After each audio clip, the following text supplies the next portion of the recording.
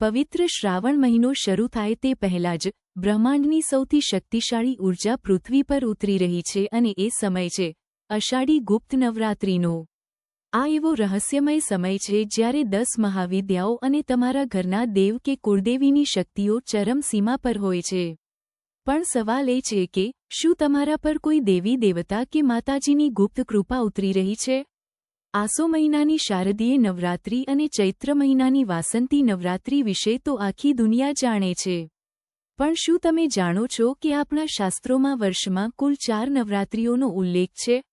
બાકીની 2 નવરાત્રિ એટલે મહા મહિનો અને અષાઢ મહિનામાં આવતી ગુપ્ત નવરાત્રિ। પરંતુ શું તમે ક્યારેય વિચાર્યું છે કે અષાઢી નવરાત્રિને ગુપ્ત કેમ રાખવામાં આવી? અને સૌથી મોટો સવાલ, જ્યારે બ્રહ્માંડની આ ગુપ્ત શક્તિઓ પૃથ્વી પર સક્રિય હોય ત્યારે શું આપણા પોતાના શરીરમાં કે મનમાં કોઈ ફેરફાર થાય છે? આપણા ઘરના દેવ કે કુળદેવી આપણી આસપાસ જાગૃત છે કે નહીં તેની ખબર કેવી રીતે પડે? જી હા મિત્રો, આજના આ ખાસ અને અત્યંત રહસ્યમય વિડીયોમાં આપણે જાણીશું કે અષાઢી ગુપ્ત નવરાત્રિનું વૈજ્ઞાનિક અને આધ્યાત્મિક રહસ્ય શું છે અને આ દિવસો દરમિયાન જો તમારી અંદર પણ દેવકૃપા કાર્ય કરી રહી હોય તો તમારું શરીર અને મન તમને કયા 5 મોટા સંકેતો આપે છે। આ વિડિયો ખૂબ જ રસપ્રદ થવાનો છે, તેથી તેને અંત સુધી જરૂર જોજો અને કોમેન્ટમાં જય માતાજી લવાનું બિલકુલ ભૂલતા નહીં। માતા ભવાની તમારા પરિવારની રક્ષા કરે। સૌથી પહેલા એ સમજીએ કે આ નવરાત્રિ પાછળનો મૂળ કોન્સેપ્ટ શું છે। ગુપ્ત એટલે જે છુપાયેલું છે, જે પ્રદર્શનનો વિષય નથી પણ આધ્યાત્મિક સાધનાનો વિષય છે। સામાન્ય નવરાત્રિમાં આપણે માતા દુર્ગાના 9 સ્વરૂપોની પૂજા કરીએ છીએ, પરંતુ ગુપ્ત નવરાત્રિ એ 10 મહાવિદ્યાઓ જેમ કે માતા કાલી, તારા, બગલામુખી, ભુવનેશ્વરી અને ત્રિપુર સુંદરી ની સાધનાનો સમય છે। આ દેવીઓ ઉગ્ર અને અતિશક્તિશાળી છે। પ્રાચીન કાળમાં શૃંગી ઋષિએ એક પીડિત બ્રાહ્મણ સ્ત્રીને ઉપદેશ આપતા કહ્યું હતું કે સાચી ભક્તિ માટે મોટા આડંબરની કે મોંઘી સામગ્રીની જરૂર નથી હોતી। બંધ ઓરડામાં કોઈને પણ કહ્યા વગર એકાંતમાં કરેલી પ્રાર્થના પણ સીધી ઈશ્વર સુધી પહોંચે છે। આની પાછળ એક બહુ મોટું ભૌગોલિક અને વૈજ્ઞાનિક કારણ પણ છે। અષાઢ મહિનો એટલે ભારતમાં ચોમાસાની શરૂઆત। આ સમયે ખેડૂતો વાવણીના કામમાં વ્યસ્ત હોય છે। જો આ દિવસોમાં મોટા ઉત્સવો થાય તો રાષ્ટ્રનું મુખ્ય કૃષિ કાર્ય ખોરવાઈ જાય। ઉપરાંત ચોમાસાની શરૂઆતમાં ભેજ અને વાયરસને કારણે રોગચાળો ફેલાવવાનો ભય સૌથી વધુ હોય છે। આપણા ઋષિમુનિઓએ એટલે જ ભીડભાડ ભેગી કરવાને બદલે લોકોને ઘરમાં રહીને ઉપવાસ દ્વારા શરીરને શુદ્ધ કરવા અને આંતરિક ધ્યાન ધરવાની અદ્ભુત વ્યવસ્થા આપી છે। જ્યારે અષાઢ મહિનાની ઠંડક અને ગંભીરતામાં પ્રકૃતિ અંતર્મુખી બને છે ત્યારે માનવ મન પણ સહજ રીતે આધ્યાત્મિક બને છે। જો આ સમય દરમિયાન તમારા પર કોઈ દેવી દેવતા, કુળદેવી કે ઇષ્ટદેવની કૃપા ઉતરી રહી હોય તો તમારા શરીરમાં આ પવિત્ર સંકેતો દેખાવા લાગે છે। આ કોઈ અંધશ્રદ્ધા નથી પણ તમારી ચેતનાના સંકેતો છે। એક પૂર્વાભાસ અને વિચારોનું અલગ હોવું। જ્યારે કોઈ વિષય પર ઘણા બધા લોકો એક સરખી ચર્ચા કરી રહ્યા હોય પણ તમારું મન અંદરથી તદ્દન અલગ જ વિચાર કરતું હોય, તમને અંતરાત્માથી એવો અહેસાસ થાય કે જે લોકો વિચારે છે તે સાચું નથી પણ કંઈક અલગ થવાનું છે, અને સમય જતાં તમારી એ જ વાત સાચી સાબિત થાય।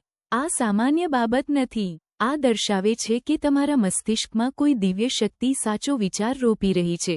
બે અજાણી બેચેની અને ભારેપણું, જો પરિવારમાં કે તમારી આસપાસ કંઈક અઘટિત બનવાનું હોય કે કોઈ દુઃખદ સમાચાર આવવાના હોય તેના ઘણા સમય પહેલાથી જ તમારું મન કારણ વગર વ્યાકુળ થવા લાગે।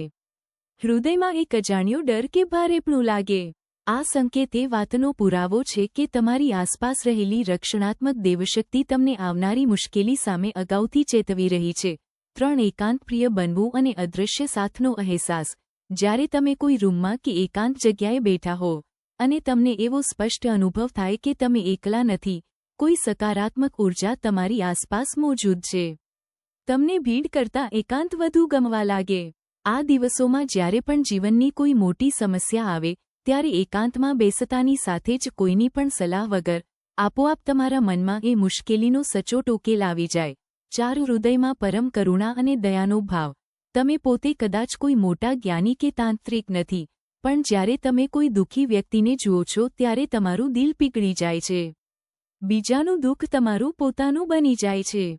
તમે નિસ્વાર્થ ભાવે તેને દિલાસો આપો છો કે ચિંતા ન કર, માતાજી બધું સારું કરશે. આ પવિત્ર ભાવ દરેક માણસમાં નથી હોતો. જેના હૃદયમાં સાક્ષાત ભગવાન કે કુળદેવીનો વાસ હોય તેનામાં જ આવી નિસ્વાર્થ કરુણા જોવા મળે છે. 5 કુદરતી સંયમ અને નમ્રતા. જો તમારા સ્વભાવમાંથી ક્રોધ, વેરભાવ, ઈર્ષ્યા કે કોઈની નિંદા કરવાની આદત ધીમે ધીમે ગાયબ થઈ રહી છે અને તમારા દુશ્મનો પ્રત્યે પણ તમારા મનમાં દયાનો ભાવ રહે છે, તો સમજી જજો કે તમારી અંદર રહેલો અહંકારનો રાક્ષસ મરી રહ્યો છે અને દિવ્યતાનો ઉદય થઈ રહ્યો છે. આ જાગ્રત કુળદેવીની કૃપાની સૌથી મોટી નિશાની છે. સામાન્ય માણસોએ ગુપ્ત નવરાત્રિમાં શું કરવું?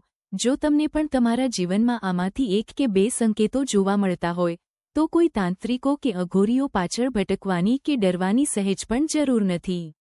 સામાન્ય ગૃહસ્થ લોકોએ માત્ર આટલું જ કરવાનું છે. ગુપ્તતા જાળવો.